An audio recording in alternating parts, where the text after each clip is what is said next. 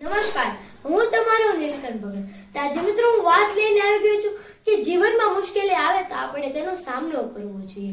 જીવનમાં ઉપરવાળાએ એવી વ્યવસ્થા ગોઠવી છે કે આપણને કંટાળો ન આવે ને એટલા માટે મોસમ બદલાતી રહે. ક્યારેક મંદી આવે, ક્યારેક તેજી આવે. ખાસ કરીને અત્યારે હીરામાં મંદી ચાલી રહી છે.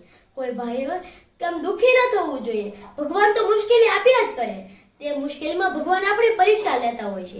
તેથી કોઈ ભાઈઓ મૂંઝાતા નહીં અને ભગવાનને પ્રાર્થના કરજો કે જલ્દી બધું સારું થઈ જાય. જે ખરા ખલાસીઓ છે તે જેમ બદલાતી મોસમ હોય તેમ પોતાના ઉપર રહેલી સઢને ફેરવતા જાય, પણ ક્યારે વહાણમાંથી ધૂકી મારીને આપઘાત નથી કરતા. તમે વિચાર તો કરો, આ પડકાર, સુખી થવું હોય તો આ પડકાર ઝીલવો પડે. જીવનમાં ઉપરવાળાએ જેટલી વસ્તુ પણ કિંમતી રાખી છે ને એ બધી મુશ્કેલ જ રાખી છે, સહેલી રાખી જ નથી.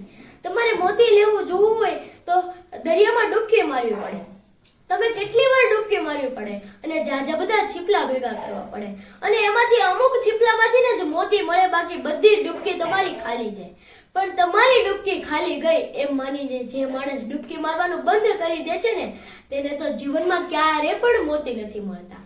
પણ જે માણસ 100 ડૂબકી માર્યા પછી પણ પોતાનો આત્મવિશ્વાસને આશા છોડતા નથી અને એને કદાચ એવું બને કે 1000 ડૂબકી એને એક મોતી એવું મળી જાય કે એ એક મોતી મળ્યા પછી એને જિંદગીમાં ક્યારે પણ ડૂબકી મારવાની જરૂર નથી પડતી.